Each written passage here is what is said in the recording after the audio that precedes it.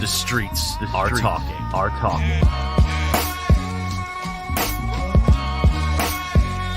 You are now listening to The Box Out, tri-state area basketball talk at its best. And now your hosts, Kahlil Thomas and Jason Cordner. Let's get it.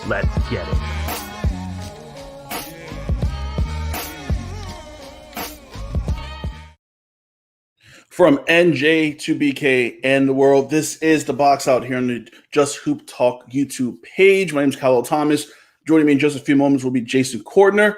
As you all see, I'm wearing the Giant jersey, representing tonight. Giants number 11 pick. Hopefully Dave Gettleman doesn't screw this up because it's bound to probably go down that way as I welcome in Jason Cordner. Jay, what's popping? Going on, man? I see you got your Giants jersey on. You ready for the draft? I'm ready for the draft. So me and Jason and I, we both know what it is. We will be announcing draft picks during our hour on the air because we know what it is. If you listen to us, probably get the draft on in the background. So we're aware of this. So we will be announcing draft picks, especially number 2, because locally for us, I'm in Jersey. Obviously, Jason's in Brooklyn. We care about the Jets. I'm a Giant fan, but I was talking about the Jets and see them mess up this pick by picking Zach Wilson over Fields. But that's another point. So I want to get to the story, and it's there was always rumors about the Knicks trying to get Michael Jordan in the 90s. There was always rumors about that going around, but you always just thought that's bullshit. That would never happen.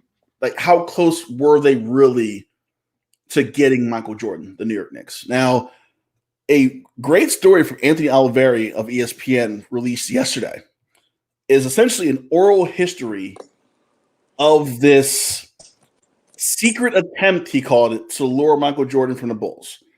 I don't know, Jason, have you read the story? Have you heard about the story? I heard about the story. I haven't read it yet, but I've heard about it. All right, so I have all 10 pages. Very detailed story. Yeah, I underlined some major points because, first of all, I didn't realize that, 96, the summer of 96, when this is all going down, was like the summer of free agents. So I'm going to say what page were the – so in 96, here were some of the unrestricted free agents that were on the market. Yeah, Michael Jordan, obviously. Mm-hmm. Lonzo Mourning, Dikembe Mutombo, Juwan Howard, Kenny Anderson, Armin Gilliam, who doesn't sound like a big name but was a good power forward. Chris Gatling, also a good power forward. Yep. They got Gary Payton, Reggie Miller, Allen Houston. Those are some of the names that were available. Now, the Knicks were, according to Frank Isola, was trying to always find a second star for Ewing. It was Ewing and then a bunch of other people, right? I always assumed that we were Bernard King and Ewing for a minute, but that didn't work out in the late 80s.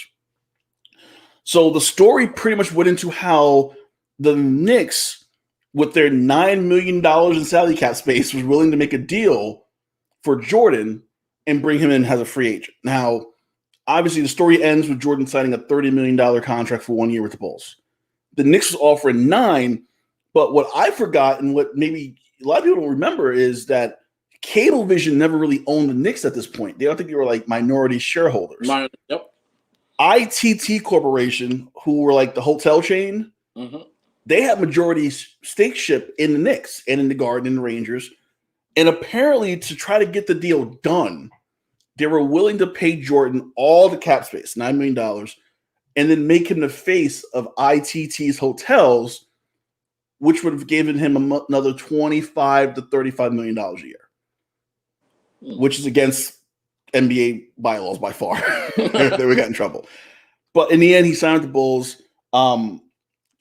Hearing this story, Jay, how do you feel as a Knicks fan, knowing that, we had 24 hours, according to the story, there's a 24-hour window where we were we could have possibly pulled this off. How do you feel about that? It's a little sickening because that was after he came out of retirement. Mm-hmm. This is after the first repeat. So he didn't really have that much tied to the Bulls, and it could have been something. Him, Ewing, of course you wouldn't have Allen Houston, but no, it's all good. You're like, I'm cool with that. It's okay. I'm cool with that. Yeah, it would have been all right. It's fascinating what that might have done for Jordan's legacy. To be the real king of New York, per se.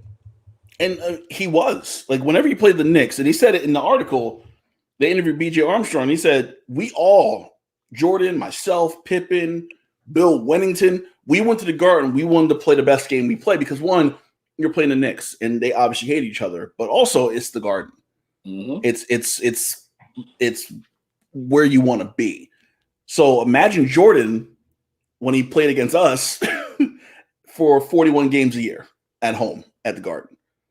That's a scary thought. And what makes it even more scarier, because it's like, this is before like what happened like with LeBron and all these guys moving around. But just think about it, like had Jordan moved around to the Knicks, it wouldn't have been frowned upon because he had so much problems with the ownership in Chicago. It would have been a perfect fit. So the other thing that I didn't know was that the Knicks in '96, which was, I mean, he was kind of towards the end anyway. Right. They were trying to get Barkley to pair him up with Ewing, but in '96, I feel like Barkley was really starting to he was trend downward. So I feel like that wouldn't have done anything. I would have preferred Mason over Barkley in '96. Yeah, I don't. I feel like that's desperation all day. That's like, we can't get Jordan. We can get Barkley. Can we get Barkley? And like, Barkley is like, that's right when he signed with Houston, I think, and he still could win a ring with Houston. So and Houston still had a team. It seems like the Knicks settled for Allen Houston, and then eventually we got Sprewell and Camby, and those were major signings for the late '90s. Well, the other important part of the story was how little money everybody was making. So yeah, I think Magic signed the deal for it was like 25 years for $25 million. That was Magic's contract. And then Jordan, his rookie deal was 7 years at 6.3 total, not per year, total. Ewing was the highest paid player at 95-96 at $18 million. So Ewing was making $18 million the 95-96 season, highest paid player in the NBA. So that tells me that one, okay, Jordan was highly underpaid. And two, Ewing was the highest paid player at 18.7. We had $9 million in cap space. Where in the hell all the money went? Who are we paying in 95-96 to not have any money for anybody? Well, IT Services was paying their hotel workers with that money. That's what happened. That's it. They said the problem for the Knicks, all of our cap room constituted $9.5 million. Like, who was on that team in 95-96 making that money? Like, there was no, like, was Charles Smith making $20 million? I didn't know about. Did I miss the memo on that one? Could have been. So it was an interesting article. You got to read it. It's a crazy deep dive. Like you said, they signed Houston, Chris Childs, and they traded for for Larry Johnson. Yeah. That was their consolation prize, and they got to the finals. So we can't really. Eventually, they got to the finals eventually, so we can't really kick them too much. But it is an interesting what if at this point in history. Could you imagine Jordan, Ewing, and then you had the bruises up front, Mason, Oakley? Oh my goodness. Well, I'm looking at Basketball Reference now, and I'm looking at the roster for 96-97. I'm going to go back to 95-96. But Scott Brooks, Chris Childs, Ewing, Houston, Chris Gent, Larry Johnson, Walter McCarty, Charles Oakley, John Starks, John Wallace, Charlie Ward, Buck Williams, Herb Williams. That was the season the season after that free agency period. 95-96 was a little worse, I think. I'm trying to bring it up real fast.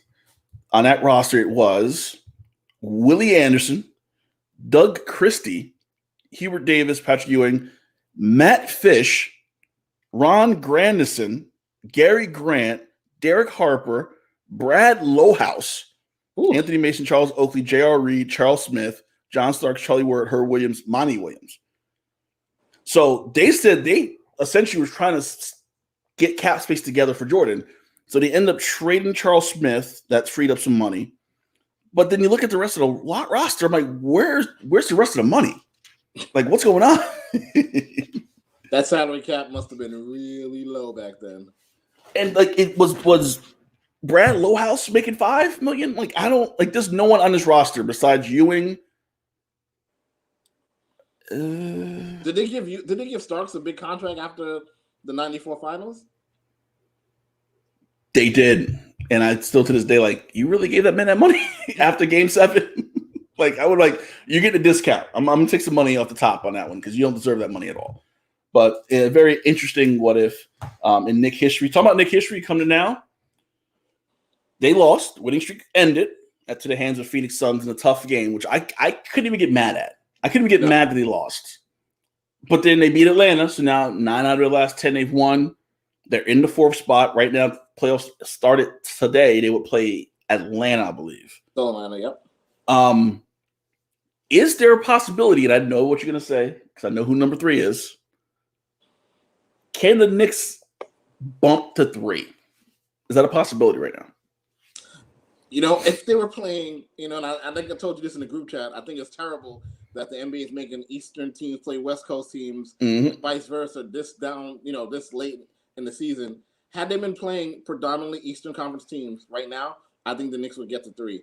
Because they got that awful West Coast trip next week, I can see that they can't. There's no way they can catch 3. Do I think they hold on to 4? Absolutely. I think this West Coast trip, I'm hoping for 3-3, 4-2 at best. I just don't want anything in reverse. I don't want 2-4.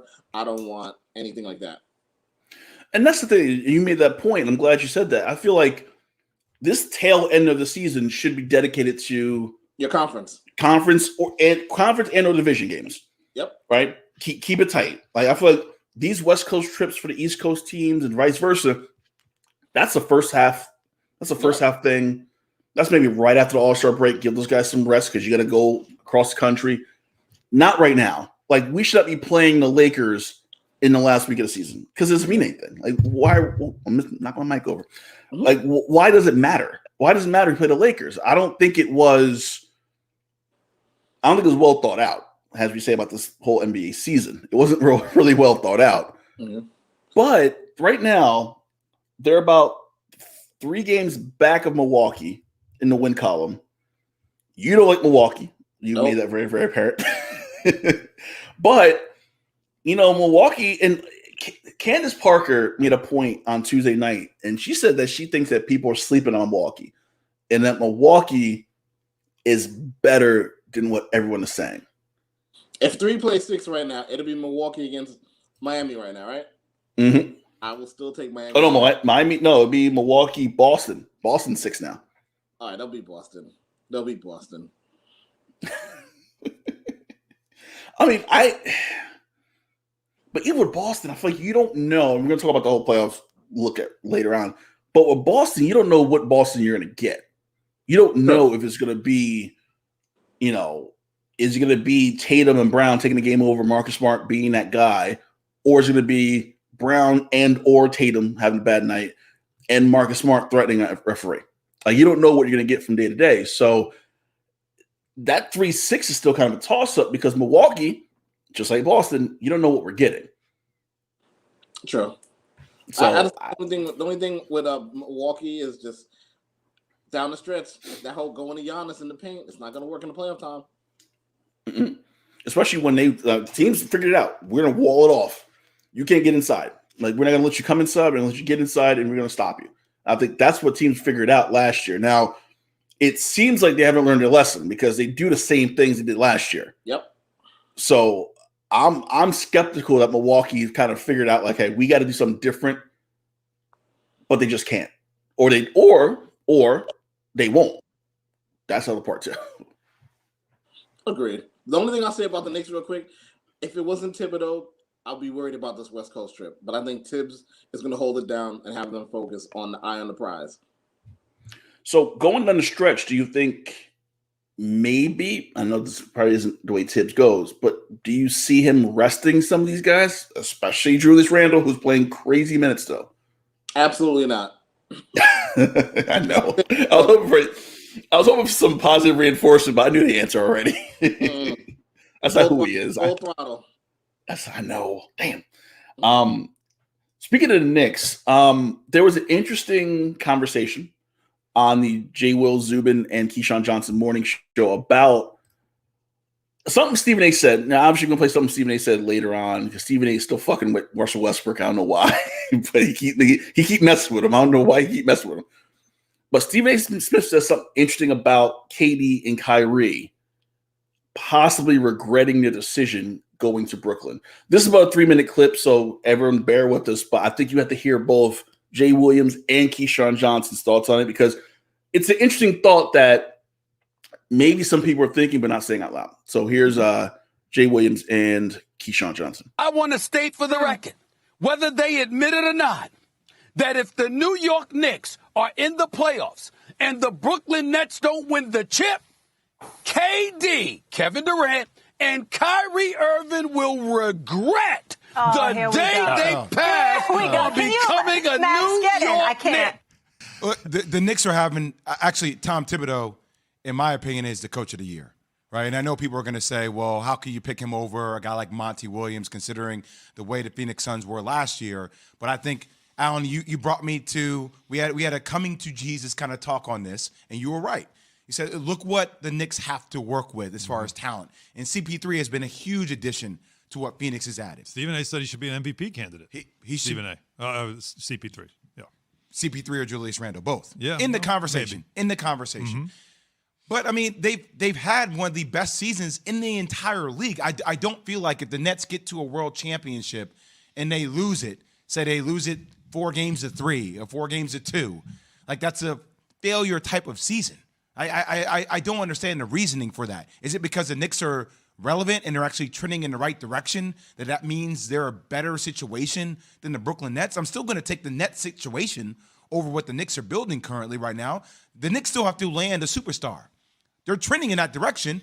Julius Randle is a good player. I don't know if he's a superstar caliber player. They still need to land one of those. Wouldn't you agree? Well, I think what Stephen A. was saying, though, they'll regret not signing with the Knicks. Not signing with the Why? Knicks. And what Key said yesterday, listen to what Key said yesterday. This was important. Well, I think when you look at it, if I wanted that heat, that smoke, so to speak, I would sign with the Knicks, regardless to what James Dolan and all the craziness that has gone on over the years with the front office.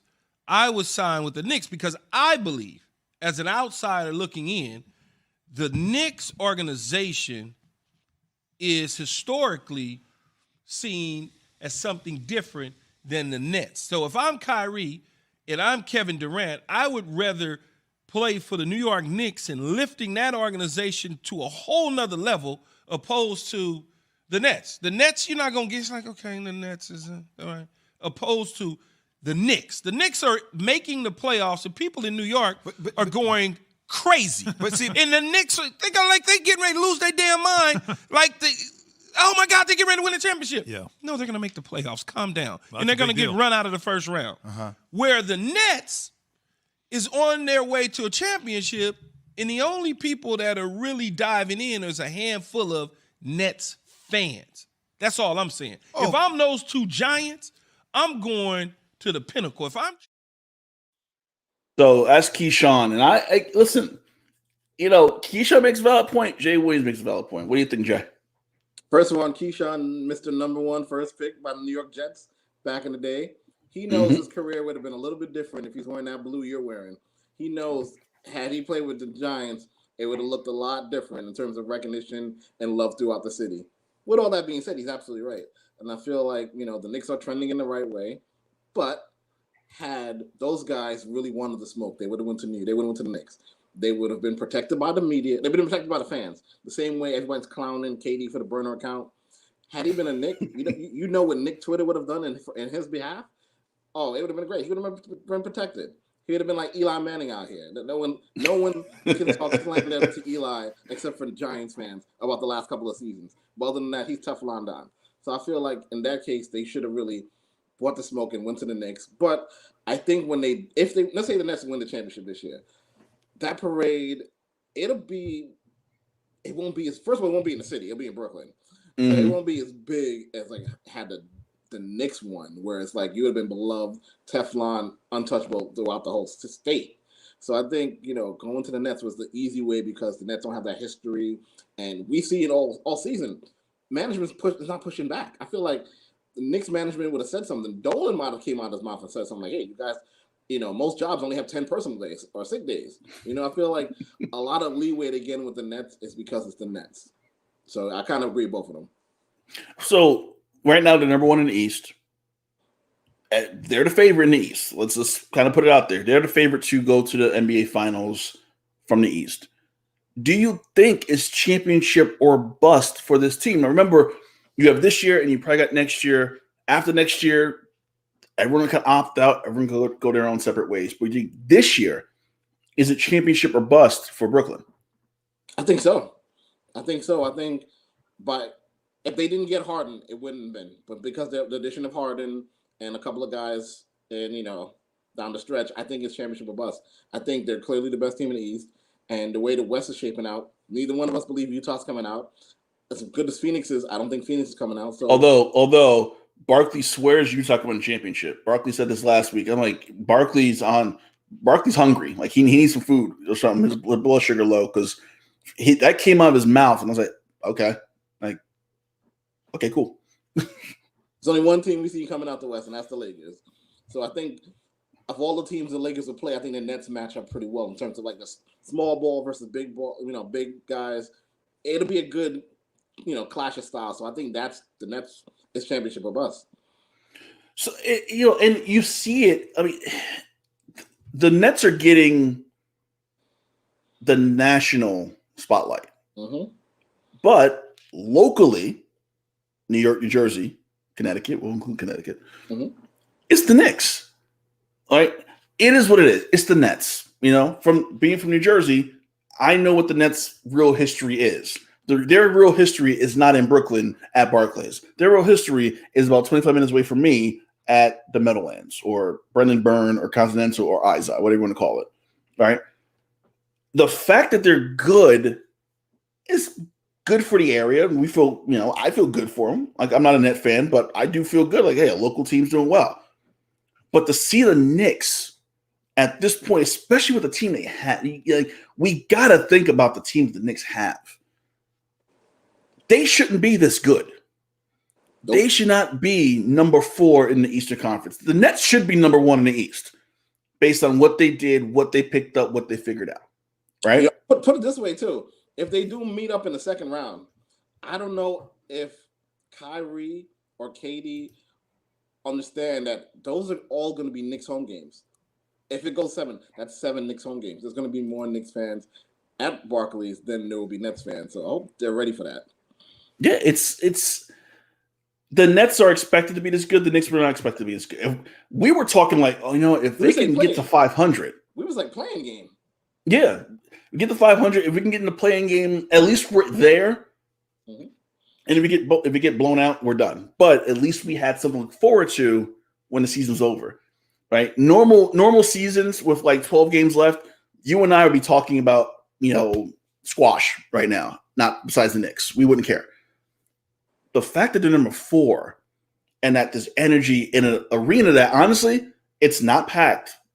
But damn it, it sounds packed. Mm-hmm. It sounds like there's capacity in there. That's the excitement. Even in Brooklyn, you watch a Brooklyn game, I don't feel that excitement. I don't feel that.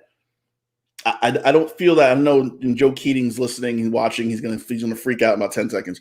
I don't feel that passion watching the Nets in Brooklyn as opposed to the Knicks in the Garden. You will see passion at Barclays when the Knicks fans go in there. I know, waving them towels. You'll see it. Well, you'll see it outside. I feel like before you even go to the game, you're going to see Knicks fans all over Brooklyn, just chilling. You're going to see a couple of Brooklyn jerseys. You're going to see a few Brooklyn fans, but it's going to be Knick country throughout all 5 boroughs wherever you go, including in Long Island. It is what it is. So I don't want to say it's championship or bust, but we're getting to that point with this team. And listen, there's no guarantee Kyrie will be there. There's no guarantee that Harden will look good. There's no guarantee that Katie will get another thigh contusion. I don't know what's going to happen. Random thought. I didn't realize, how good at marketing the Knicks have gotten better at. Whereas you look at what uniform are those? Not the icon. The city that never sleeps. Oh, let's see. Is it signature? No, something like that. Yeah, the signature. But they make sure it's NYC on it. So it's like they know, and it's all the boroughs. It's not just Brooklyn. That's Brooklyn isolated themselves by not being called another name. So it's like they're embracing, like, hey, listen, this is city ball. This is the city. We're about the 5 boroughs. If you're in Brooklyn, it's all right to be a Knicks fan. Which most of them are. let's keep it 100. Looking at the playoff race right now, like we said, Brooklyn is first in the East right now. They're about a full game up on Philadelphia second, Milwaukee third, Knicks fourth, like we said, Atlanta fifth. Boston moves up into sixth, so they're out of the play-in games. So that leaves Miami, Charlotte, Indiana, and Washington.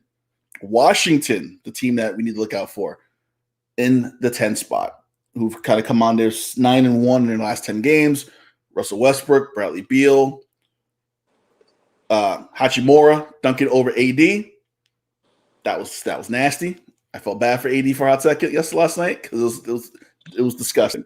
In the playoff situation, you have Miami versus Charlotte, Indiana versus Washington.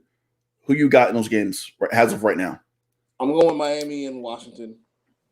Okay. And then that means so if Miami wins, they automatically get to the playoffs. So that would be Charlotte, Washington would be your final matchup for 8. And I'm going Washington. You going Washington? Yeah. I can see that. Well, it's funny because I'm looking at it right now. Chicago and Toronto. They need a lot of help, and now they are about 2 games back of 10. I don't see it and it's funny for Chicago because I thought when they picked up, Nikola Vucevic, that was going to be their thing. It'll jump, and it seemed like they really didn't move from where they were before the trade. So they kind of went all in, and they got really shitty cards, and now they're out again. Yep. And then Toronto, Toronto's in a weird spot because they're not even in Toronto. They're playing in Tampa, and I'm like, okay, I feel bad for those guys right now. I feel bad for every Canadian team playing outside of their city. Yeah, you get Toronto's in Tampa. The Blue Jays are still in Dunedin at their spring training site. Soon to probably move to Buffalo again. Which, no, actually, they can't go to Buffalo because AAA minor league baseball is happening. So they're actually going to be stuck in Dunedin until Canada actually loosens up a little bit. I don't know when that's going to be. All the more reason why I don't know why Fred VanVleet signed that deal to stay there, but hey.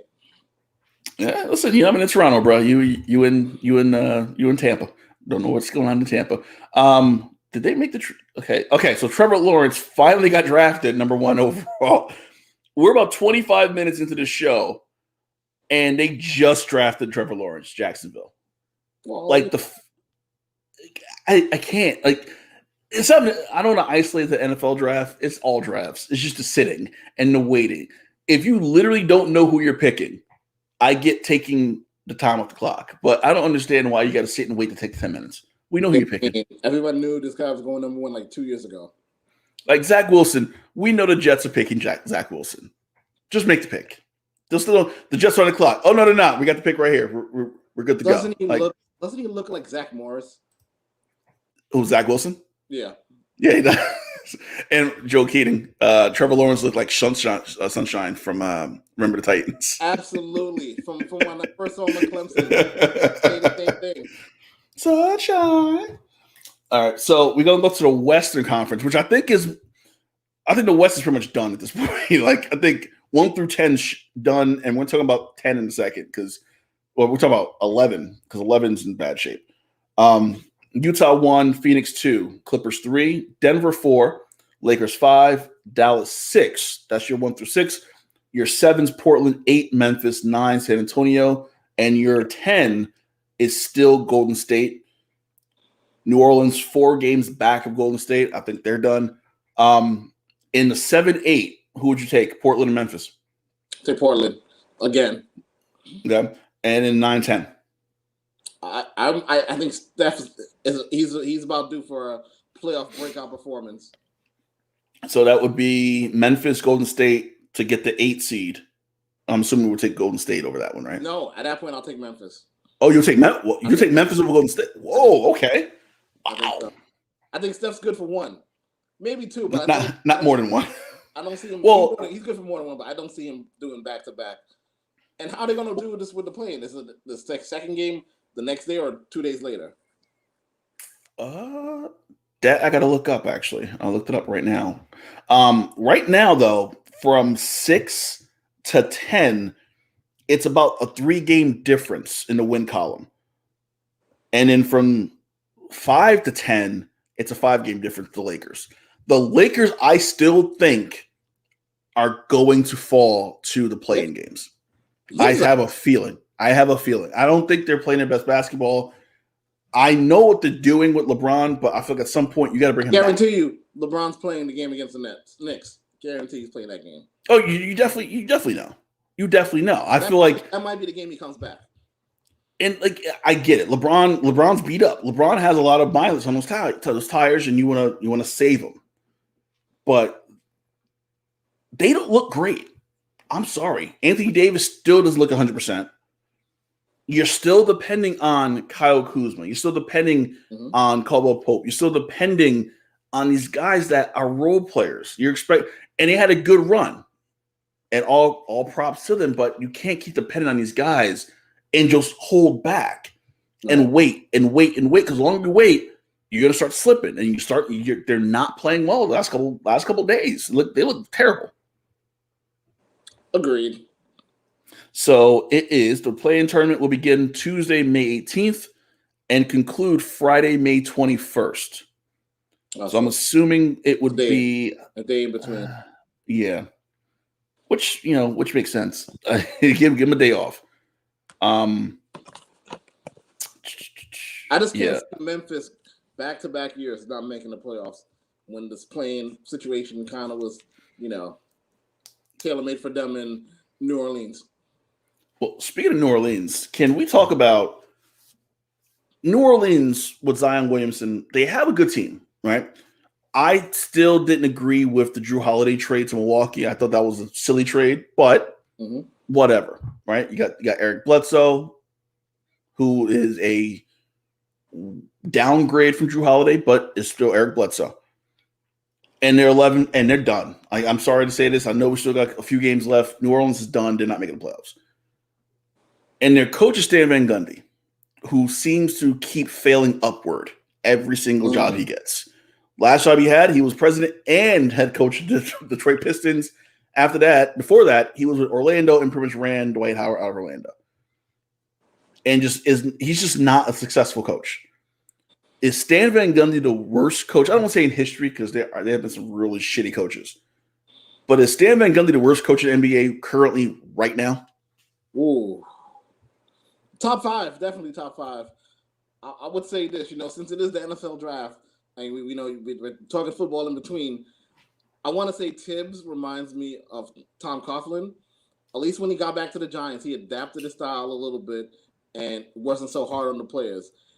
And I want to say Stan Van Gundy kind of reminds me of Gruden in terms of he's living off a hype. But at least Gruden had a Super Bowl.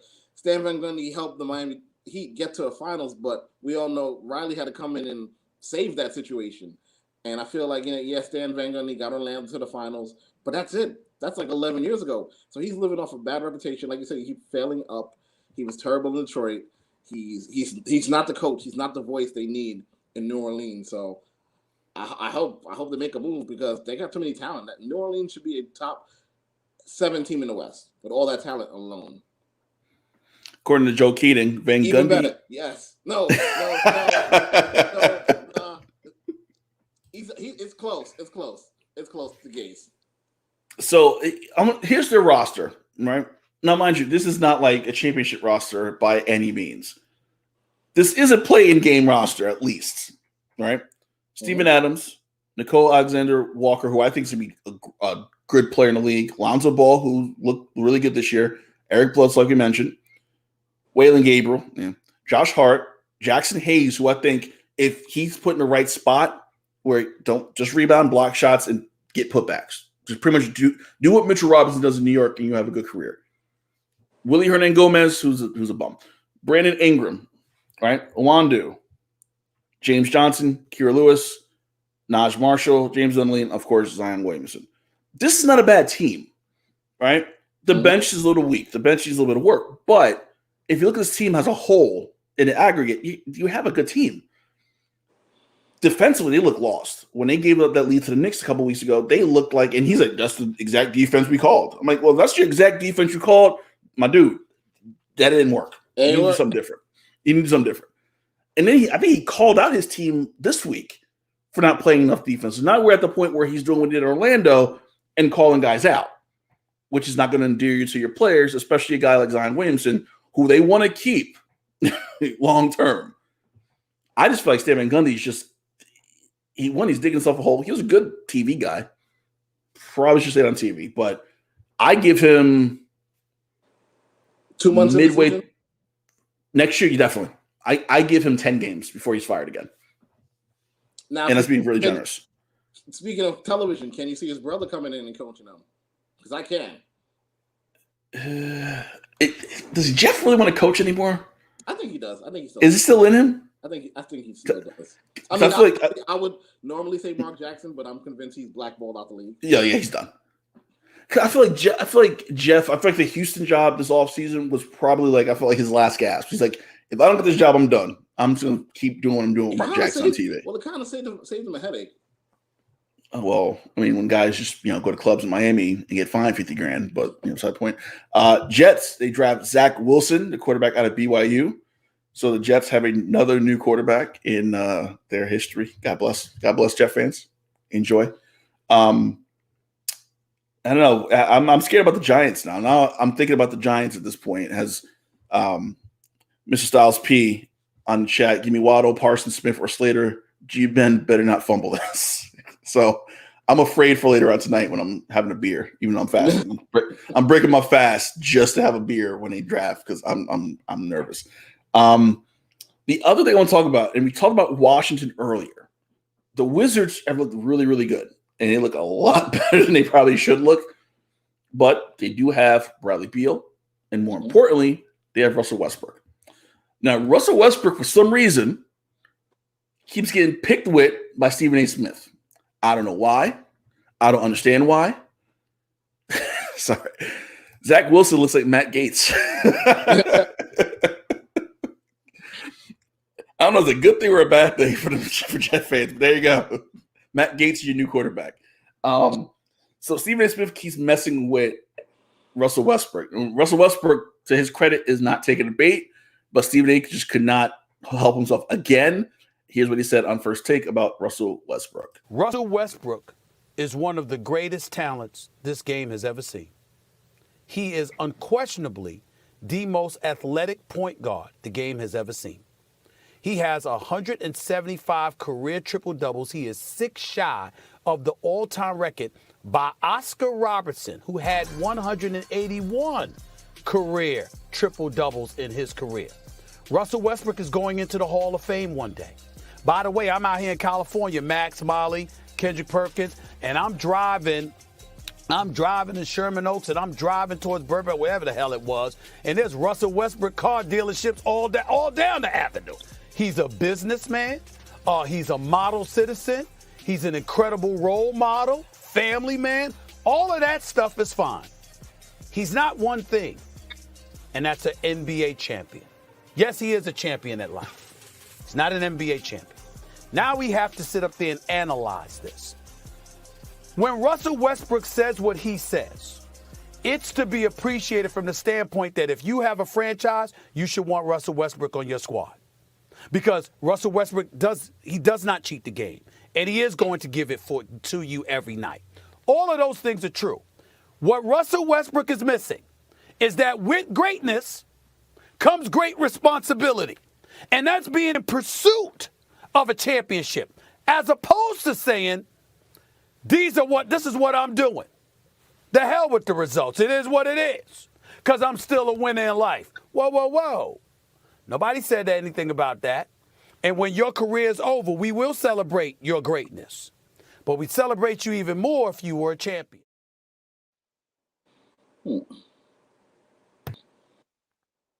Turn my mic on.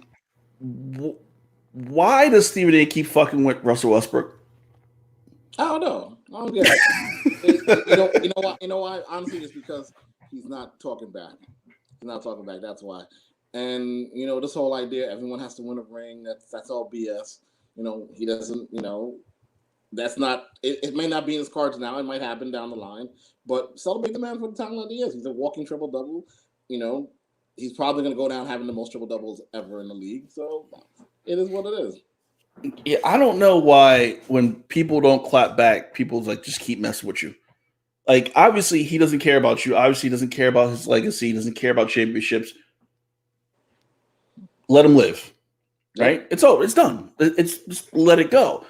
Stephen A just keeps going and going. I'm like, yo, first of all, do you really want Russell Westbrook to come back at you? Like, I think Stephen A isn't really thinking clearly. Do you really want Russell Westbrook to come back? I don't think he does. I don't think he really knows what he's going to get with Russ. It's going to get bad. Yeah, I agree. And imagine, just imagine, and I think Washington can give the Nets problems in the first round, but could you imagine that becomes a real series? Well, I could see, listen, Westbrook against Durant. And then Stephen A got to interview him after a win on Sports Center. I would love that. Hosted by Stephen A. I would love that. Well, first of all, I didn't even realize Stephen A did have a Sports Center. I know it comes on like 7 o'clock, and 7 o'clock is when I kind of start watching other things. But he has that. He has his show. ESPN kind of went all in with Stephen A, and I feel like that investment is not going to work out in the end because I feel like people are starting to tire of him and First Take and Skip and Shannon and like that embrace debate thing that started a couple years ago. I think the steam has come out of Stephen A. Smith, and I think ESPN invested a lot of money into that, and I feel like people starting to get really sick of Stephen A. now. Yep, and I think I told you before, I think the new wave is the podcast where you have All Smoke and you have Brian, you have Marshall with I Am Athlete, and I really enjoyed those conversations amongst athletes. So. And the box out. Don't forget the box out if you want to come on. Of course. Come in. We'll interview you. We'll be real good about it. We'll talk to you. So update on the current games right now. You have Dallas up on Detroit by 4. That's in the third quarter. Brooklyn up almost 20 points at Indiana. That's also in the third quarter. Milwaukee 40-29 over Houston. That's at the 10:45 mark of the second quarter. Golden State down by 11 to Minnesota with 8 minutes left in the second quarter. Tonight, later on, 9 o'clock, New Orleans, OKC. And also tonight, 9 o'clock, you have Toronto, Denver to round out your Thursday night schedule. I want to talk about Mark Emmert, NCAA president. He received a contract extension. Why? Exactly. I'm glad I brought this up. Extension to 2025. To date, I don't think he's met any of those players that he said he was going to meet with. Geo Baker for Rutgers and others. Listen, is it the money? Because the NCAA, nonprofit, they're making a lot of money. Is it the fact that he's facilitating the money? Or is it what makes Mark Emmert this valuable asset to the NCAA to keep him on for another 4 years? He's the money guy. He's the power broker. He's the one helping him get more money. And, it is what it is. He brings in that revenue. He finds these deals. He makes it happen. And that's the only reason I can see why they extended it. And is he going to meet those players? Absolutely not. He's too busy cashing checks. Yeah, I don't understand it. I don't get it. And listen, we talk about it like it seems like every single week how there's this ineptitude that surrounds the NCAA, and it starts at the top. Obviously, it starts with the president of the organization. Mm-hmm. It always starts with him, and it seems like we talk about Stan Van Gundy failing upward. This is another example. Mark Emmert keeps putting his foot in his mouth every single time, and now they're delaying the bill to get the players paid and use their likeness. That's being delayed because the NCAA is kind of slow-footing it now. So now you have players and coaches. Some coaches if you're going to do it, right? But don't bullshit us and say you're going to look into it, you're going to do it, but then you drag your feet on doing it. And Emmert's doing a really good job of dragging his feet, which is still allowing the NCAA and those Power 5 conferences to make and keep their money. Yep. So it's insane. Yep. But good news, there is a one-time transfer rule where you can transfer from school to school and not miss a year. So we're going to have, starting next year, some college basketball, football, softball, baseball, swimming. It's going to be like free agency. And people are going to just start moving back and forth. Oh, you already know. Is that a good thing or is that a bad thing for college sports? That's a good thing. It's a bad thing for the small schools though, because they're gonna get bled out. Yeah, well, I know the MAC player of the year from Siena. I can't remember his name off the top of my head. He transferred, so now he's not at Siena anymore. So it's like schools like Siena, schools like Monmouth, schools like insert at Long Island University, Brooklyn, LIU, Brooklyn. Those are schools that's going to suffer. But on the flip side, you're going to have these players that have been playing these little small ponds go to these bigger ponds and get more exposure. So I think it helps the players. But like you said, I think that those mid-major schools and those low-major schools are really going to get hit hard with that. Can you imagine if what's the name who just got drafted by the Sparks in the WNBA didn't go to Rutgers and she went to there had to be UConn. Let's say she went to Tennessee. Top 3 pick. No, she'll be a top 5 pick guaranteed. Mm-hmm. But we can talk about just because it's Rutgers, no one gives a shit about Rutgers. Any sport, unless you play lacrosse. Unless you play lacrosse. No one gives a shit about you at all. It's done. There's another story I want to talk about. I wrote it down. I can't read my own handwriting. So I can't read it now. I was trying to jot it down. So we're talking about wrestling, but I try to remember it. So the NHL just signed a TV deal with Turner. I was going to mention that in the when we start talking about NCAA. Where are they getting this money from? I know. Well, they're playing for basketball. Mm-hmm. Obviously, they're paying for hockey now, which it wasn't a lot of money to pay for hockey. I feel like it was like $250 million. Like hockey, actually, no, it's 300 million. Hockey's not like a valuable asset in this country, so it's. But it seems like the package deal went to them and it went to ESPN, so NBC's out of sports. Right now. But they don't have a sports network now. That's being shut down soon, so they don't got nothing. But then you have NASCAR, like not in the whole season NASCAR. Well, that's my other question though. Right now, hockey has their Wednesday night hockey on NBC Sportsnet. Mm-hmm. Now, the show that we both watch now on Wednesdays, AEW, is on a Wednesday night. Now, with Turner, they have basketball on Tuesdays and Thursdays. You know where they're going. That's the question. Do you attempt this move? Because I feel like they're not strong enough to even make this move to Monday nights. You can't do that. I think so, because have you watched the Monday night product? It's god awful. I have not. No.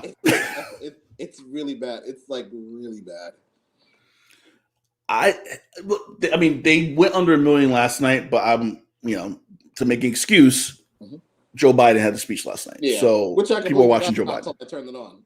Yeah. So Joe Biden talked. They lost 200,000 viewers. Is what it is. 1.1 is a good number, but I feel like you can't go up against a mainstay thing that everybody knows about right away. It's only been a year and a half.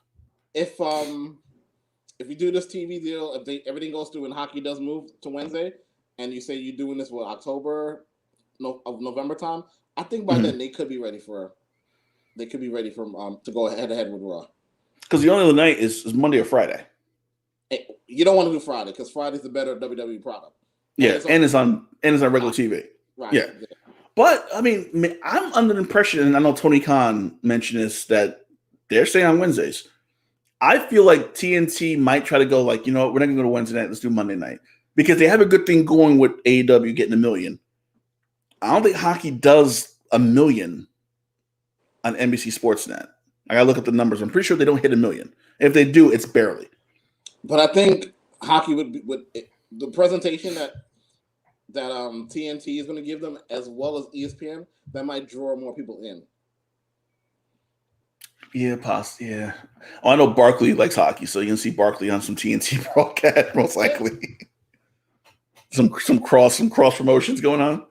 ESPN get that old music back. That was legendary. Yeah, the old music with the joint. So number 3, I forgot the draft was on for a hot second. Trey Lance to the Niners. Number 4, Kyle Pitts goes to the Falcons.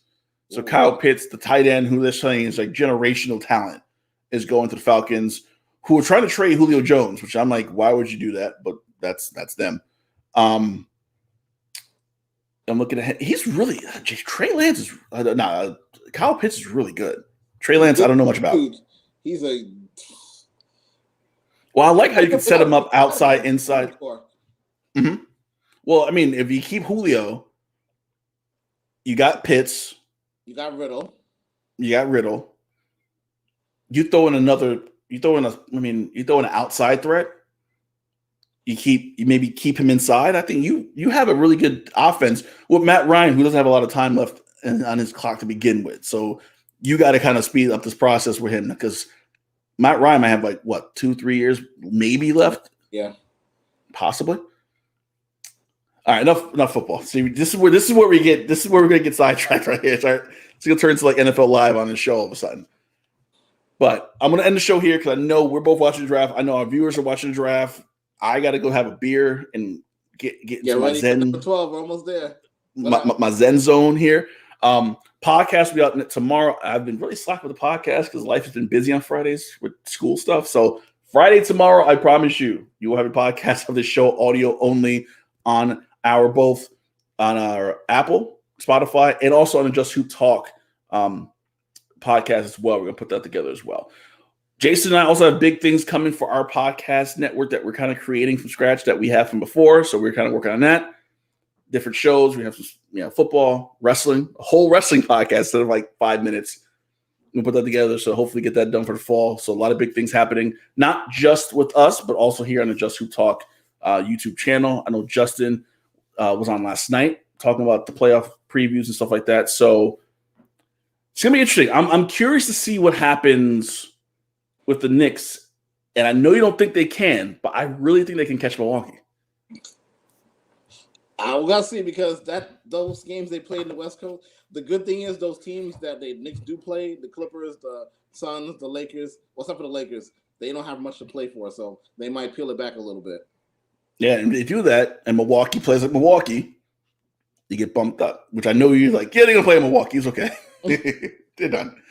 All right. So for Jason Cordell, I'm Kahlil Thomas. Thank you for watching. Thank you for listening. If you're listening on a podcast, we'll be back here next Thursday night. Hopefully, Knicks in third place, and hopefully no distractions for the NFL draft. And I'm not in a drunken stupor still next Thursday from the Giants doing something stupid. So for Jason, I'm Kahlil. Thanks for listening and watching. Peace.